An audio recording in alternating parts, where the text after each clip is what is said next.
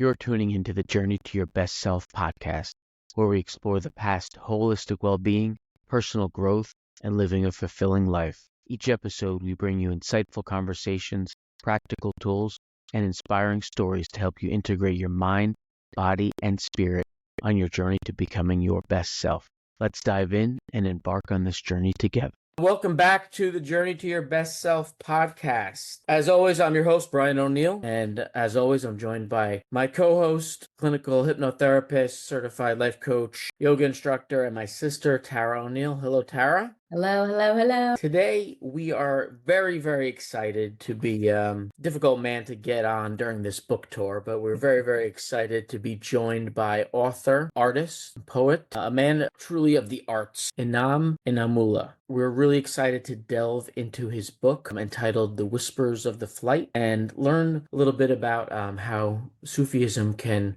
really be a vehicle for those looking to journey to self-discovery and transformation, a topic and a value and an overall direction that at Your One Self, we like to guide our followers and audience to finding their self-discovery and self-actualization. So I think that a lot of what we're going to discuss today is we're going to really connect with those watching and listening. So without any further ado, Inam, welcome aboard. I'm delighted to be on your show. Thanks for inviting me. Absolutely. I just wanted to give a little bit of a background and primer for the uninitiated, right? For those who may be a little bit unfamiliar with the book and the influence, because you speak about often when I was doing a little bit of research, the Conference of the Birds, right? That's correct. Fariduddin Attar. And can you give a little bit about kind of how that helped inspire you in writing this book? Maybe a little summarize for the audience what that was about and how you brought it, now to 2024 readers. Sure. Well, I'm going to start with a little bit of the story, my personal story with this. I had a knee replacement surgery done 2 years ago. And immediately after the surgery, I developed something what they call in the medical field DVT, which is basically blood clots after the surgery, and can be extremely dangerous. If it gets dislodged and gets to your heart or lung, then we pretty much have 10 or 15 minutes.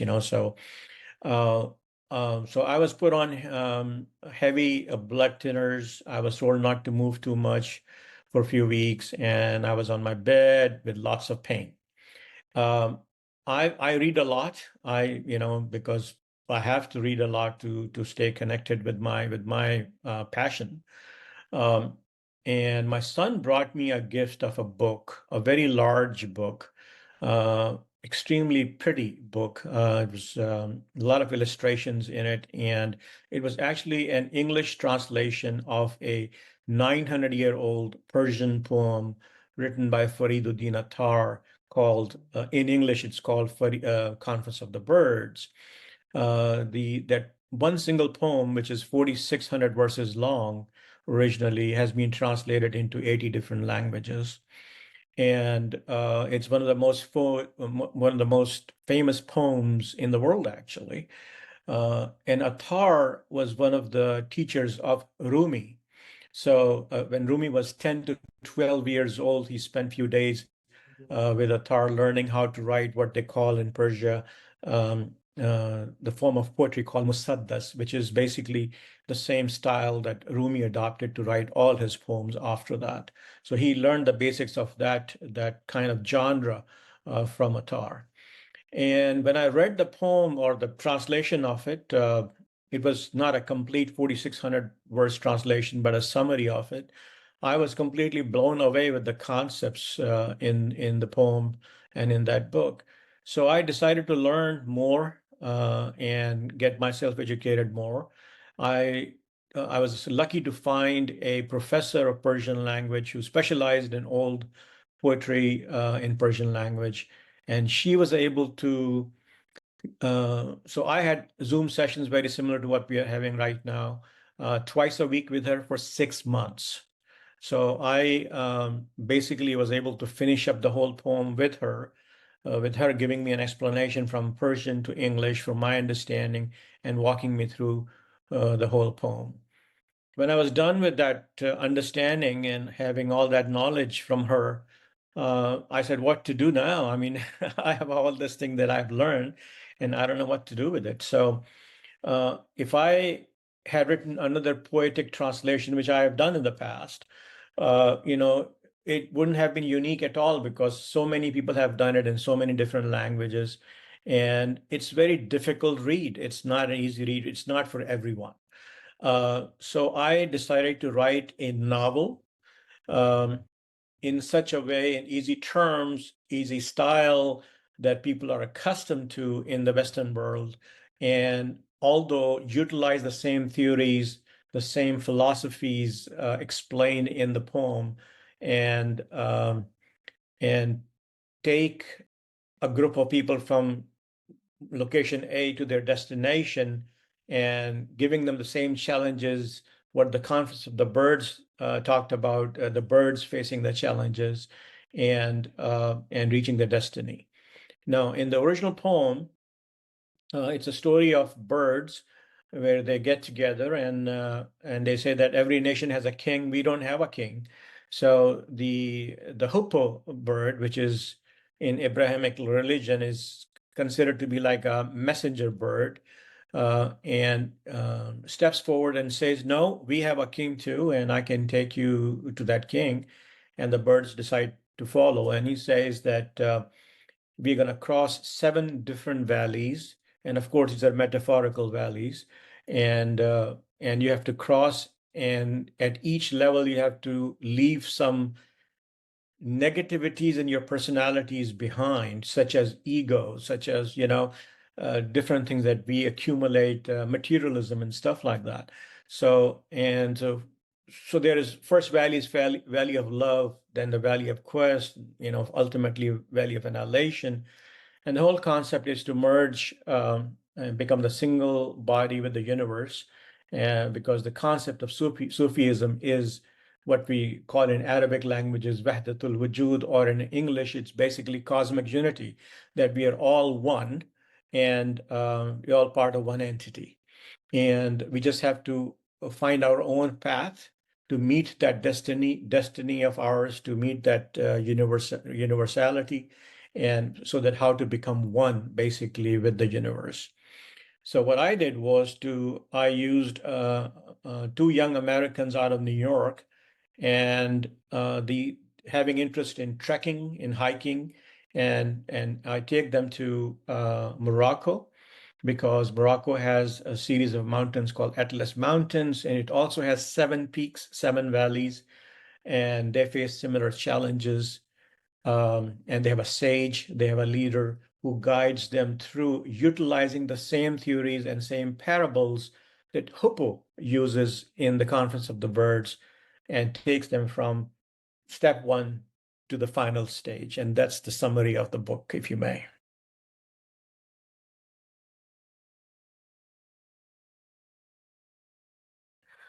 Yeah, there's a lot definitely to go on there. That's really exciting, and it's nice to make things that maybe are dated or older, and maybe going to open it to a wider audience with making it in some way to a modern audience. Did you find that, a lot of the teachings, right, from the Conference of the Birds, right, nearly 1,000 years ago, as you said, is there a resurrection? Is there a thirst for, are you seeing people that are interested? There's like a void that people are looking to. Have you felt that, discussed that with some readers and reviewers, and people are lacking, and then they've been exposed to this? Is there a widespread need for this journey? In my literary circles, when I'm a playwright too, and I meet with a lot of people in producing and directing plays. I'm a poet too, so we have multiple poetic sessions and book readings and stuff like that. So I meet a lot of people who have interest in literature, and it's my understanding that the number one read poet and actually a writer in the Western world is Rumi. And one must wonder, why is that case? Because there is an extreme thirst, extreme need for connecting with spirituality in the Western world. And I think there is much more um, thirst in the Western world these days than I see in the Eastern world. I travel a lot too. I don't see the same kind of thirst anymore that I used to see 30 years ago in the Eastern world, in those countries. But I see a much bigger need for something like that, or a desire, or people are interested in talking about spirituality in the Western world. So, and Rumi is a proof of that. That why millions and millions of books are sold on because what Rumi did was that he took a very sophisticated, difficult philosophy and made it so simple for everybody to understand that it became very easy for everybody in the Western world to be able to follow and practice. Now, another good example, if you move a little bit away from Sufism, is a practice of yoga, for example. It is just much more prevalent and practiced now in the Western world than in the Eastern world. And so all these things indicate heavily to anyone who's observing that there is a significant demand for connecting with the spiritual world in the Western world these days than previously I have noticed. So I think my book basically follows the same steps as Coleman Barks, for example, translated Rumi's poetry. And even if you read Alchemist from Paulo Coelho's, which is pretty much spirituality, throughout the book, and in becoming, a bestseller in pretty much every indicator, is also an indication that, why people are seeking and people are actually aggressively looking to absorb this kind of information. So yes, absolutely. And what's it? How? All right. What's some of the pushback that you get, and how do you counter it? Like you said, Attar from the former Persian Empire, right? So, but a lot of these messages are lost in maybe the Middle East or modern day Iran, where right the Persian Empire was. And the same, is it that the divine, like like the ultimate goal was to reach the divine, right? That connection of the universe that you said. Is it that more traditional religious leaders, both in the Middle East and in Christianity as well, are seeing that as too far away from the traditional Abrahamic God? Is that they can't see those as one and the same or connected? Is that why there's a little bit of resistance to some people? And how would you answer their hesitation to opening themselves up to the Attar poem and then Whispers of the Flight as well? I'll be very honest, I have not experienced any resistance of any kind to this book, or even before this book when I talked about the subject matter of Sufism. Now, people aren't aware of it as much as they're aware of other spiritual practices like yoga, for example. Everybody knows about that because it has been practiced for the last 50, 60 years in the Western Sure. world. Sufism is kind of new. Definitely stems through Islamic teachings. There is no doubt about that, but it is not the fundamental coaching of basic Islamic teachings. It actually kind of deviates from that and becomes very generic in nature and invites everyone, regardless of their religious belief, uh, regardless even if they have believe in God or not, but kind of based on my information, more than 90% of the people actually have a belief in some kind of a superpower, some kind of a divine out there power that they would like to connect to, whether they believe in any formal organized religion or not. So what Sufism does is that it actually provides a path and actually a number of practices, such as you may have seen whirling dervishes, and they dance in a specific manner, they chant in a specific manner. They have one hand up out there towards the divine, and divine may be different for different people. It's perfectly okay as per Sufism or as per the Attar's teachings or as per Rumi's teaching that you may believe in whatever divine power that you may want to believe in. Is perfectly acceptable. And however, you receive the inspiration, you receive the guidance from that, the love from that entity, and you give it to the world. That's why their one hand is up and one hand is down, because they're receiving from one hand and giving away to the world at large, or to the universe, if you may, from the other hand. So the Sufism is kind of a practice that I would actually call, not if not everybody else, is kind of a non-denomination, because it is something that people can easily practice, regardless of what religious background they come from. It has multiple different meditation techniques, and it connects you to the high power that you believe in, and it gives you, and to be very honest, the basic Sufi belief that I earlier talked about, the cosmic unity, is uh, is also present in other religions. It's present in Judaism. It used to be practiced heavily in Christianity also. The concept of one body in Christianity is nothing but the same thing, the cosmic unity, basically. And so pretty much all the religions and of the past also practiced they also had a spiritual group within the main practicing group that followed that path, actually. Now, in the words of my friend Sholay, she stated that what Attar's teachings are like, that we are all, let's consider destiny as an ocean, and we are all moving towards that. None of us are going to remain alive forever, right? We all have to go and meet someone that we believe in. And she said that's an ocean, just assume that, and a drop of water in a river is flowing to meet that ocean. And during that travel from one location to the ocean, that drop of water goes through an inner cleansing process. How to get rid of ego, how to get rid of all the bad habits, all do not judge other people, and when it reaches the ocean, it reaches as a pure drop of water. And the ocean says, come on, and it accepts the drop of water. That drop of water becomes part of the ocean, and the ocean becomes part of that drop.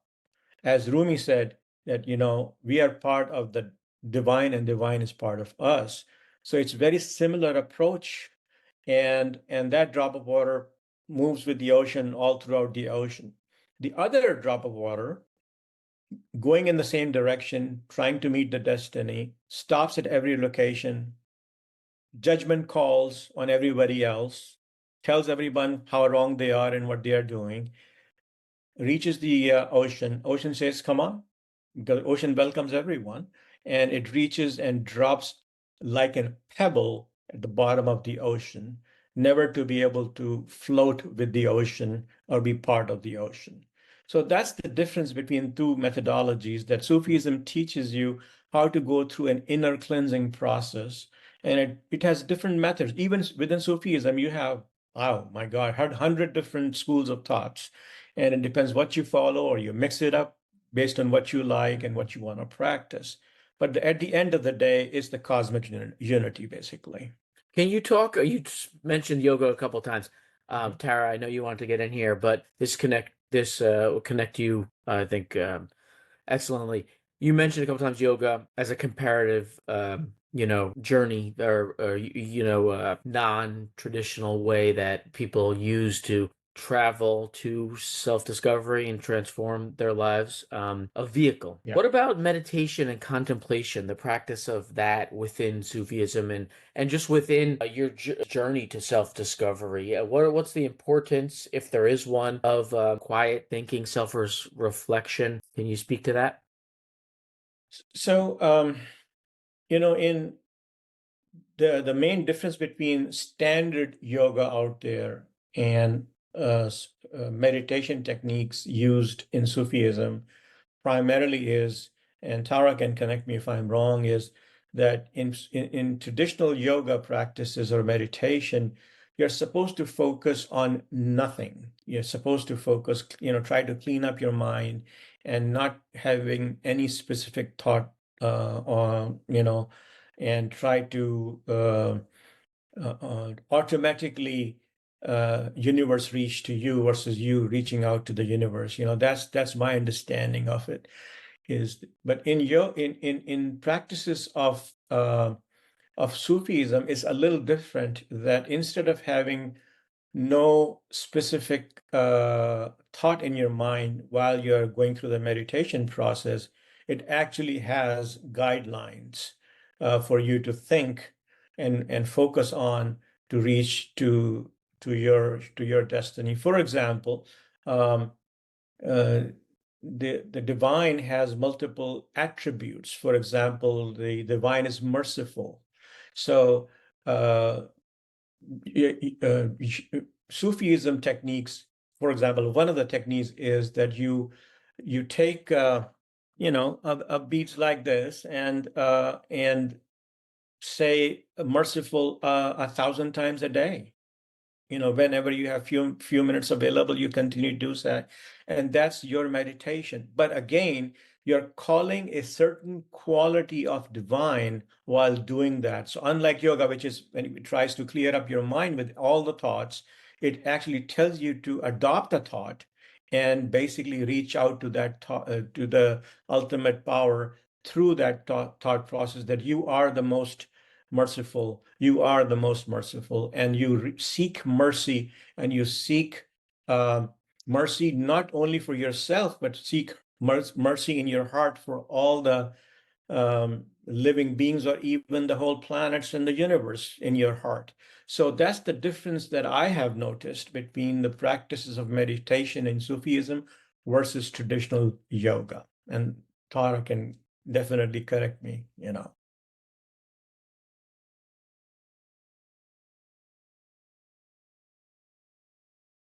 Thank you so much for all of this wonderful information, wisdom. I love your artistic way of so eloquently articulating some things that are very abstract. So it's really beautiful, and I'm in awe. So I'm still processing. Though, yeah, I would agree with you that there is a little bit less of a mantra meditation.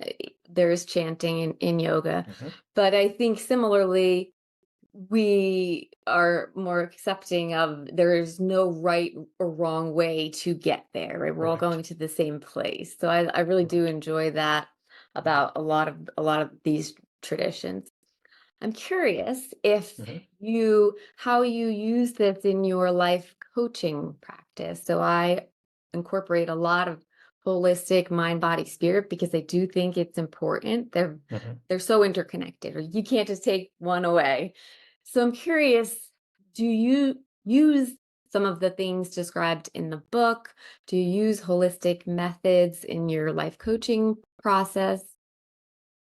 So just to give you a little bit of background, my life coaching journey started informally, without getting certified, without having to actually have any knowledge of it as to how to conduct myself in that manner, in that position, in that posture, because I got involved with a couple of charities locally here in Atlanta area, working with the underprivileged communities, refugee communities, and all that. There were a lot of single moms, a lot of kids who were needing help, and I started giving my time just guiding them, basic common sense guidance, working on their self-esteem, how to lift them up primarily so that they don't get involved with all the wrong stuff they were getting involved or have been getting involved, and having belief in themselves that they can do better. And so that's how I started basically, and I ended up founding a charity here in Atlanta area 14 years ago. Actually, it's called the Glitter of Hope Foundation. It's one of the most active charities in some parts of Atlanta area these days. Now it's joined by multiple groups. So we have lots of volunteers. It's 100% volunteer based. We have no overhead. Nobody gets paid for anything. And we try to help out, primarily focusing on single mothers and children, and also the refugee community that's coming in from 30 different countries. So that's how it all started for me. And I used to do a radio program at that time too for a South Asian community here, and people used to call and get, ask for advice, and I used to get involved, and I used to study a little bit for that. And then, a couple of years ago, everybody started saying this, man, you need to do this professional. You need to do this professionally. You have done this long term. So I still do this pro bono, going in the field and spending a lot of time with them. But I only take 2 clients a day maximum for my professional side of it, which the name of the company is Elevate Life. And so that's the background, how I got involved with it. And of course, I got certified before I started doing all that, recently. It's last 2 years or so. Now, when I work with these people, I realize that their spiritual beliefs, especially if they do have one, if they do come back with some, let's say, religious background, whatever the religion may be, if they're Buddhist or Hindus or Muslims or Christians or whatever beliefs they have, is a good instrument, is a powerful instrument actually to give them hope, because they already have a foundation established to have certain beliefs in their system. So I always tried to invoke that. I always tried to tell them that you have someone that you believe in that can solve your issues. So you should definitely reach out to that superpower, that reach out to that entity that can actually help. And I would guide them how to reach out and come out with steps, basically, and using nothing but common sense or few books that I may have written, or while getting certified, learn some techniques and all that. As far as Sufi teachings are concerned, that's, I'm gonna say, is especially for people who are coming from real poor background in terms of they just relocated to this country. First, these refugees, when they come in, for example, single moms, they don't speak a single word of English. They've been living in Kenya, for example, for 10 years in a refugee camp. The kids have never been to school. And she comes with 6 kids, and the oldest is 15-year-old. And the county school system here looks at them and say, 15-year-old kid should go to 8th grade. And they put that kid in the 8th grade. And that kid, keep in mind, has never been to school in his life.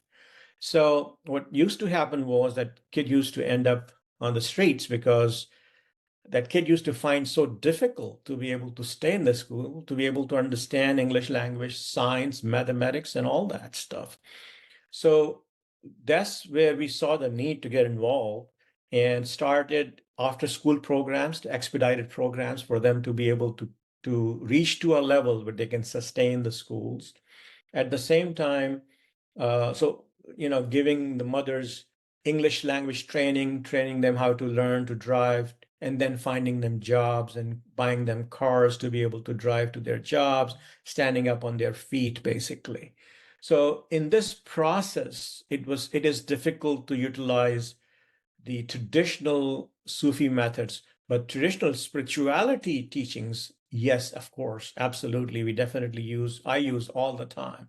Now, when a general public, as clients come to me, I have started to use, since I was exposed to the idea of this poem and also other areas of Sufism, into the practice. And they're all non-denomination techniques. And I've learned a little bit about yoga, not a whole lot. So I definitely invite them to get involved with that. Overall thing is that the meditation, different forms, exercises in different forms, is a huge help get rid of depression, anxiety, give them the self-esteem they're looking for. And when we talk about exercise, for example, some people are not into going to the gym, for example, or go out for a run, and depending on their health situation and all that. But everybody's up for dancing, for example. You can do that alone, you're in front of your favorite music. So I encourage them to go into that mode and meditate in that mode, while you're listening to whoever you like to listen to, and dance the way you like to dance to. But during that process, okay, don't use your body only, but at that time you can reach out to a higher power, because you are happy, your blood is moving fast, your body is cooperating with your mind. That's a perfect time to reach out. So I definitely include all that into my teachings. And by the way, I'm a big follower of Jose Silva also, and I'm very much familiar with Silva method, and I used to practice a whole lot. I still practice a little bit.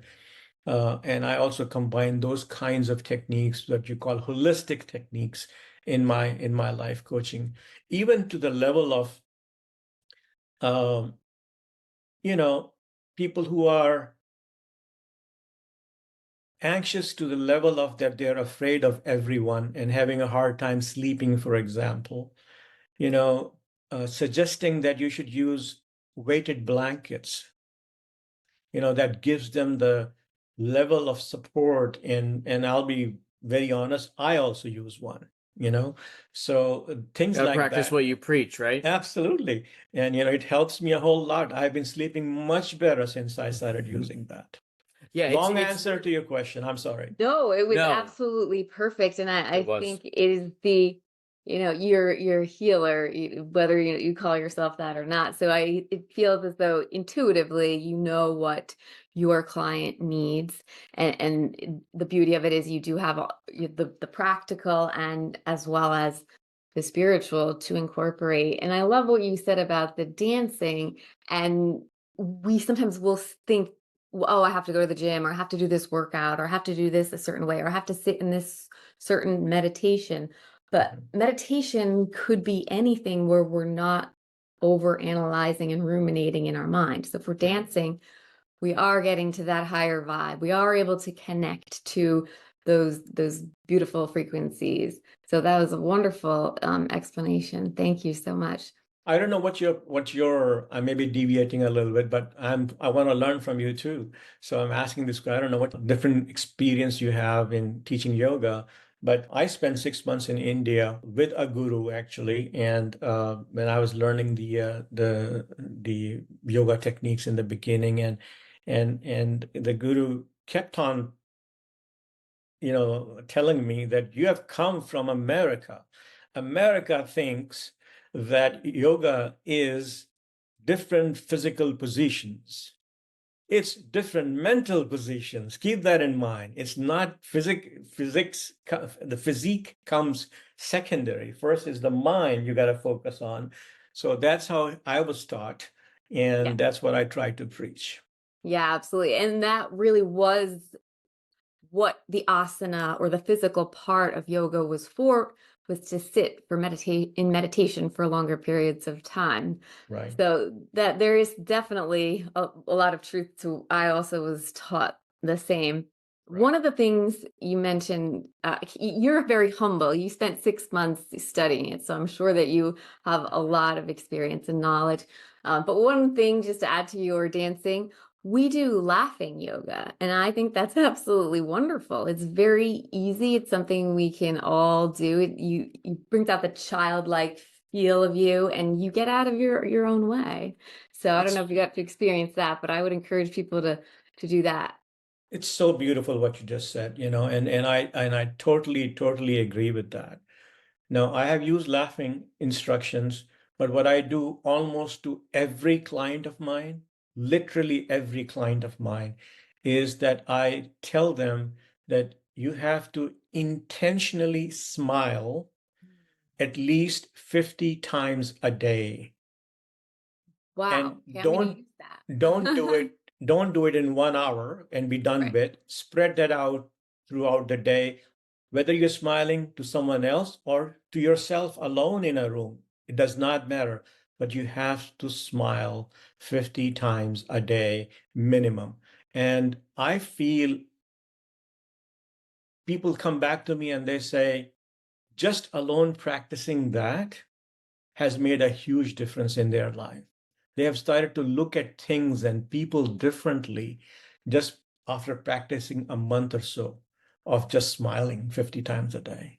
Yeah, that's beautiful. I love that. I wrote that down. I'm gonna do that for myself, and then I'm gonna make my clients do it. And it does tie into the nervous system in the sense of when we Yes, smile, we are telling other people that we're safe and we're welcoming, and that's contagious. That vibe is spread, and then you get it back. So I know there's a lot of neurochemicals going on, but I think that's a wonderful thing that anyone can do, right? We can all smile. exactly. And I read a lot, as I mentioned. I'm one more trend that I'm seeing happening in the Western world is that the science is now moving more and more towards spirituality, and they're trying to find this connection that they used to call voodoo science 20 years ago or 30 years ago. I mean, even institutes like Harvard and Stanford's have now full-time PhDs working on exploring the possibility that there is actually science behind these spiritual methods that basically can take care of a lot of issues that traditional science cannot. So I'm very happy and pleased with that. Finally that the spiritual world and the scientific world is almost combining. And finding new revelations actually. And it's very similar. I use this analogy when I give talks. I'm a polio patient, so I also talk on behalf of UNICEF and Bill and Linda Gates Foundation and Rotary Club to raise awareness and funds for polio eradication. And there's only 2 or 3 countries left in the world now. Hopefully, in the next 5 years, we'll take care of that. But I always compare that the two types of physics now, right? It used to be all Newtonian physics in the past, and now you have this subatomic level quantum physics that people used to make fun of 40, 50 years ago. And they are discovering that those Newtonian laws don't apply at subatomic level, and it's a completely different set of laws, and everything is in motion. And they are discovering new laws that basically follow at that level, which have no correlation, by the way, with the basic other laws that we see at a molecular level and bigger level. And now they are seeing the relationship between the two. And there has been many scientific experiments that can prove that, if you take, subatomic materials, 2 different parts of the world, and move one, then the other moves automatically. So we are all going back to your question of cosmic unity, that we are all connected. We just have to we just have to find the right channel, basically. Yeah, you definitely can connect with that because youroneself.com, taraoneal.com, ancient wisdom, modern wellness is one of our taglines. So there's definitely something that we try to bring to the audience, and that it's exciting that quantum physics, it's counterintuitive in a way because you think physics a hard science, you know, um, totally kind of would deviate from the humanities and from, but in fact, things are coming together. So Exactly. it's an amazing development for sure. I wanted to step outside, Sure. literally and figuratively, because there is something about nature, and the body, the hiking, the trekking, the journey to Morocco. You said from New York City. Zach and Professor Ali, right? They went to North Africa to, you know, scale these mountains and surpass the valleys, the proverbial 7 valleys, and the literal ones out there. And you're in a big sprawling city. Tell us the importance of getting out, exercising, getting out into nature, traveling. How that's part of the self-discovery. Maybe takes you to a closer place to the divine for some that maybe struggle to do it, in an office working 40, 50 more hours a week, going just kind of through the rat race and the motions and keeping up with the Joneses and not getting outside and experiencing the wide world. How does that help in self-actualization journey and transformation, and what can people do to incorporate it into their lives? One of the good things that has come out of this COVID experience is that people have realized the true value of experiences versus toys. And there is a very distinct transformation in the Western world, especially as to how they're spending the money these days. People are buying fewer fancy cars. They're buying fewer bigger houses. They're absolutely not buying expensive furniture. Uh, what they are doing a lot more is spending a lot more money on travel. They're spending a lot more money on going on vacations with family and friends, discovering new things that they wanted to discover. And so the COVID actually introduced this concept that we have been entangled with these toys world for a very long time, and let's get out and do something different, because we were hunkered down inside our houses and buildings for such a long time. So that's a very good thing happened as a result of, unfortunately, a pandemic, but that was one of the good outcomes. Now, I think it's an extremely important to get out and be in the nature, number one, and meet with people who are not like you. When say not like you is physically not like you, spiritually not like you, living style wise not like you, because we learn from each other. We learn from each other, and there is, we have, all of us, including me, have a little bit of xenophobia in our hearts, and because we are all afraid of other kinds of people. And unless we get out of our houses and meet other kinds of people, other kinds of cultures, other kinds of civilizations, other religions, other practices, we will never be able to get the true appreciation of humanity. And I think that also will build up the cosmic unity that we have been talking about for the last few minutes or so. So it's extremely important. Now, same idea and same concept hit me long time ago. I was trained as an artist as a child in portraits. I used to do pencil sketches and charcoal sketches on paper. That's how I was trained. And if you give me a minute, I'll tell you my story. Is that I was, as I mentioned to you, that I was born and got infected with polio in my right leg, and before I turned one. And when I started to walk at the age of maybe 2.5 or something, my right foot was at a 45-degree angle and my right knee was 15-degree angle. And it was difficult to walk as a child, but when I turned 5 years old, I had to go to a school like every other child because mentally I was okay. And the kids can be extremely difficult to a child who is physically so different and has a handicap, very visual handicap. And I used to walk very difficult in a difficult manner. I was not able to take part in sports. And that's when my art teacher noticed that when I was in all boys school, and when my art teacher noticed that this one kid is sitting in the corner, sad, depressed, while all other kids are out playing. So she took me to the art room and she said, "Well, would you like to learn art from me?" I said, Hey, absolutely, because somebody paid attention to me.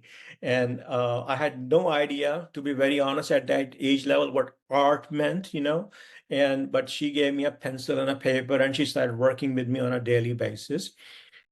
This lasted 5 days a week for 5 years. 5 years. By the time I turned 10 years old, I was doing portraits like any other professional artist would do. And I can never repay her back, and then I had to change the school because I was turned 10. I had to go to the middle school and all that. But I kept in contact with her until she passed away 7 years ago.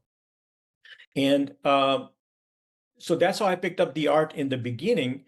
And throughout my life, I had my couple of surgeries done to the leg. They fixed a majority of my problem. I still have a limp. I still walk with a limp. I can do sports now, but I cannot do like an average person would do. Okay, I still have limitations. But I was exposed to the most beautiful birch trees in the world when I used to travel in my first job after graduation to Eastern Europe, when I used to go to Finland and Russia and all those countries, and I saw the true beauty and colors of the birch trees in the world. And I said, forget about portraits, I want to paint this. I want to, start painting these. And that's when I was for the first time, exposed to oil paints and canvases and all that. And I started painting these beautiful trees. And today I'm known as the tree artist in the world. That's how a bunch of countries call me tree artist, because that's landscapes is my genre. Because when you become a professional artist, you have to stay with one theme. You can't do everything else. I still do other stuff for my family and friends, but for professional world, I stay with one theme, which is landscapes. So one big reason why I started doing landscape was exactly what you mentioned, is that I used to be in my basement painting, but my imagination used to take me to these jungles, these trees, these birch trees, and I used to feel the wind coming on my face. I used to feel the smell of the birch trees bark. I used to see the colors in reality, and that's what I used to, transform onto the canvas. So I started learning the value of nature, the value of what this world has to offer to us, and our responsibility to protect all that too. And that's been 30, 35 years ago. And for the last 21 years ago or so, I've left all my other professions. I was in telecom and started doing full-time art, and I completely focus on the nature. Excellent. Yeah, that's beautiful.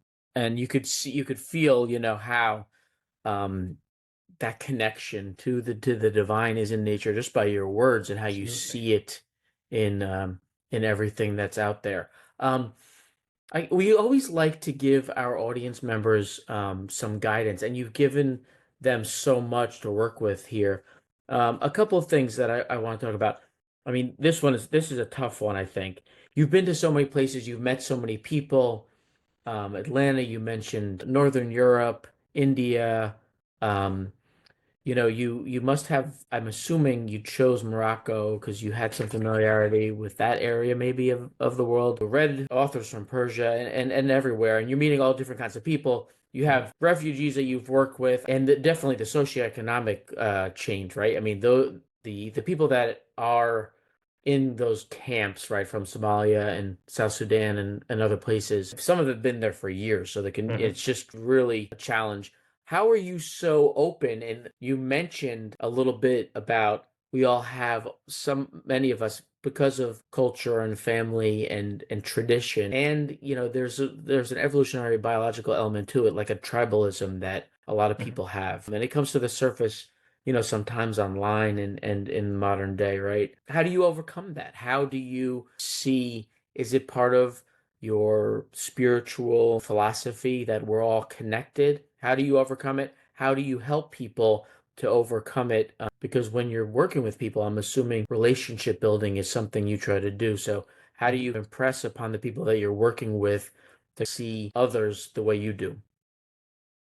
So especially in my life coaching and especially when I deal with people who are fresh refugees in Atlanta area, these two communities, my biggest thing is to tell them to unlearn what you have learned in your life. That's the first thing I try to teach, And I spend, I would say, a good 20% of my initial, let's say if I spend 100 hours with someone, I spend 20 hours just on that topic. Is that you gotta unlearn. Unless you unlearn, and ready to challenge your core beliefs, whether they're tribal based or they're religious based or they're, traditions based, you will not be able to find the reality. And our responsibility is to find the reality. Our responsibility is not to follow the traditions. We have to find this. We are truth seekers. We are not the followers of a certain theory of a philosophy. And that's what I try to focus first. First 20% of my time is literally spent on them, making sure that they are with me on this concept before I move forward, and then we go into other areas of teaching that, if we start calling other people wrong or misguided, then the people who are wrong and misguided are us, basically. I mean, that's the truth. There is logic, there is wisdom behind every theory. You don't have to believe in the whole system of that theory, but if you can pick up the pearls, if you pick up the diamonds from each theory and make your own basket of these valuable gems, then you have a collection of gems from so many different sources. And at the end of the day, you will be the biggest beneficiary of all the sources that this divine has provided us. This planet has provided us, this universe has provided us. So I always try to tell them is to, sometimes I deal with a lot of Muslim refugees coming in from Somalia and Sudan and other nations. I literally force them to go with me to churches and synagogue and listen to their lectures too. I make them listen to Buddhist. I take them to my nearby Buddhist cemetery, and I ask them to listen to what they have to say too. So they get exposed to different cultures, different ideas, and they realize that at the end of the day, nobody's bad. Everybody is good. Everybody's trying to teach the right things. We have different methods, but our destination is the same. And they start valuing, and that's why I do get involved with interfaith a lot. And my focus of interfaith is the similarities in our belief systems, not necessarily how we differ from each other. And that goes a long way because people realize it, that how valuable all this is. So all these techniques are very useful, but the key thing, first thing, is to unlearn, what we have been taught by our societies, but our parents in many cases, our families, our traditions, our religion, and all that, and start fresh. That's amazing. Thank you for so nicely expressing that in ways I think most people can understand. Just to rewind a little, you said you could never repay that teacher. I would say that you are repaying that teacher by paying it forward to the people that you're helping. So thank you very Well, much thank you for for all that the work comment. that you do. And I will also, to link two of the things that you said, find other people that are not like you. Go to places that are not like the places you're used to. And then find the similarities, right? So it's such a beautiful message, right? Go explore what you don't know and then link. What do we have in common? And you'd be surprised, right? How much we do have in common. So I love the way that you shared that. I have one more question. I mean, I could Sure. ask you questions all day long, No, so would we'll love have to to. do this again. But do you have a book that inspired you? I know I'm sure you've read a lot of books. Aside from your book, can you give our listeners one for them to begin or to continue their journey? Um, a a bunch of books that I really liked, and from those books I have learned a lot. There are books that you find fascinating to read, but you may not learn a whole lot from them. But there are books that you learn a lot from, and you apply those techniques and those that knowledge into. I'm a big fan of Paulo Coelho's books. Alchemist is one of them, but I also loved the 40 Rules of Love by Al-Falaq, and that was a beautiful book too, summarizing the Sufi methodology again in a different manner, actually in a much simpler manner than my own book. And it's easy to follow and small chapters, easy to read, very easy English, and it's for everyone. So I do get impressed by short stories a whole lot, and versus I end up writing a novel myself, although I don't read novels. And my purpose of writing the novel was that how do I take this, a message which is very difficult to explain. If I end up writing a philosophical book also, then I don't know how many people are going to read and how many people are going to appreciate it. So a novel in simple words where you bring in characters from today's world, and embed them into the story in such a way that people can follow their story at the same time get the message. That was the purpose of me writing a novel. I'm not sure if I'm going to end up doing another novel ever, but that was my purpose. So uh, those two books definitely come to my mind that I would highly recommend people. And there are a lot of bunch of self-help books that I admire, and uh, I do like the readings of as I mentioned, Jose Silva, who was actually not a very educated man, but his institution, his daughter has written a few books, and I find them. I do find those self-help books a lot more interesting, that has a touch of a spirituality to it, that takes you away from basic common science and take you a little bit outside the box to be able to think a little bit differently. And so that's what I would suggest. Thank you so much. It's been a Absolutely. pleasure. Yes. Yes, and that was a great caveat there about your book recommendations. I wanted to ask something a little bit practical and pragmatic that I wasn't really planning, but just because of your breadth of your experience and all the work you've been doing, the traveling, the volunteering, the family, where do you find, to go to kind of a practical recommendation for our listeners, where do you find the time to get it all done? And is there a daily routine, ritual practice that you utilize every day so you make sure you're making the most of your 24 hours? Well, my father used to say, he was a professor, by the way, PhD. He used to say that a busy man can find the time to do things all the time, but a lazy man can never find the time to do anything. So I think multitasking has been my forte for a very long time, and um, it keeps me occupied, and I love that.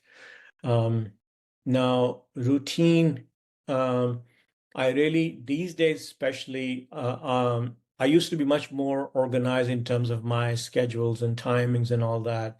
I am 63 now, and I have reduced the amount of work that I used to do uh, because of health reasons, because of the fact that whatever I like to produce now, I focus more so on quality than anything else, and quality, as you know, takes more time. So my passions are definitely playwright. I'm kind of addicted to stage, and I definitely like to. I used to do 3 plays a year. Now I'm doing only one, and but I read a lot too, and I use reading as a form of meditation too, and but there is one more practice that probably Tara might be very, very well aware of, is that there is a lot of gurus have taught that there's a time around 4 o'clock in the morning that if you get up, and that's the time that's the best time to connect to the higher power, when you can focus the best at that time, and your mind is more cooperative at that time. Your subconscious is most cooperative at that time. So I try my best to get up at that time, even for 10 minutes or 15 minutes. And I do my little meditation at that time, and I go to bed at, when I get up in the morning, whatever time I get up in the morning, um, I spend first 10 minutes on the meditation again. And at minimum, these two times are my practices of meditation on a daily basis, 7 days a week. Now, there are times when I miss my 4 o'clock thing, but I never miss my morning. And my morning can be 7 o'clock in the morning, or it can be 11 o'clock in the morning, depending on the night before. And I usually start painting late evening, and I try to finish it up around 4 o'clock, the time that I go into that mode, and then basically sleep after that. So that's my thing. Now, as far as writing is concerned, let me give you an example. And I've talked to so many writers, and it's so common with this, with all of them, especially playwrights, especially poets, that when something comes to them, and that happens to me also, it comes within 5 minutes, 10 minutes. You feel like a data dump, from a hard drive somewhere in your mind. Now you have 2-3 hours to write down all the major points and cover it up. You can expand later on, but sometimes I just don't know where that's coming from. I have absolutely no idea where that's coming from, but I know it's coming from somewhere else, not within me. And I write that down, and it happens. Now, this book that I'm talking about also started in the same manner, that I had a desire to write this book. I wanted to write this book, but I had a complete writer's block. I had no idea where to go. Then one morning that I was really in pain, I slept a lot early, taking sleeping medication, woke up around 4 o'clock in the morning, and it was like a river flowing in my mind. Like so much data was coming into my mind that it was just unbelievable. You mentioned how I selected Morocco, Atlas Mountains. I have no idea. It came to me that Morocco will be the best Atlas Mountains. My knowledge base did not include the fact that Atlas Mountains also had 7 peaks in it and 7 valleys. Just Wow. think about that, how it came to me. I have no idea. It says, check it out. I checked it out, and boom, it did exist. So all the parts of the stories came to me. The names of the characters, the Maya and Zach, who traveled from New York, the name of the sage, Professor Ali, all these things came to me, that how I can weave the story from Attar's poem to my novel, that whole concept came to me, everything in one night, basically within 1 hour. And then from there on, I wrote the summary in 3 days, and then I spent good 4 or 5 months expanding and writing and editing and writing and editing and writing, and that whole process. That's beautiful. Thank you so much for sharing. There's a expression, people don't have thoughts, thoughts have people. And so I always think of that when you get that, like, it's from somewhere else, right? Yes. So I appreciate you sharing that. Yeah. All right. And where can our audience find out more about Whispers of the Flight and yourself? Sure. The first, I'm going to tell you my art website, because that's my main profession, and my name is Inam, INAM. The name of the website is inamgallery.com. And if anybody has interest in looking at some, I can praise myself a little bit on your show, beautiful artwork, then you can go on the website, have a look. There are about 35 images that you can enjoy. Inamgallery.com, and has a contact form also on it to reach me. Of course, the book website is the name of the book, which is Whispers with an S, plural, whispersoftheflight.com. They can go and find the brief, my background, some images. By the way, the image, the cover of the book is something that I don't know if you can see it or not, is something that I painted myself, and it's the birds, the original story. So I wanted to remain true to the main story, and Beautiful. I painted that myself. And so Whispers of the Flight is .com. The second and third website, of course, is my life coach practice website, which is elevatelife.guru. And so these are the main three websites that people can reach me at. And if they have any questions, I'll be more than happy to answer.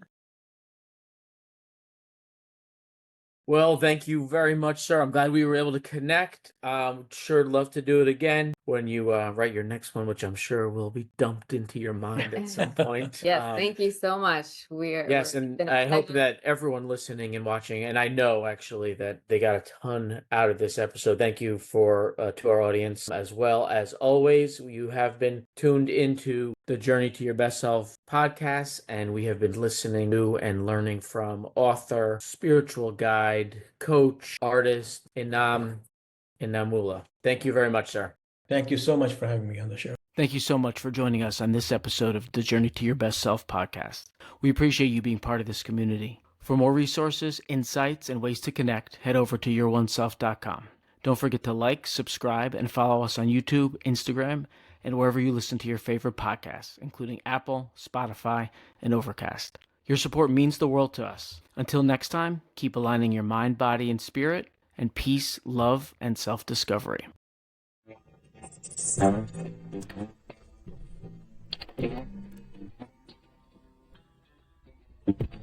Thank you.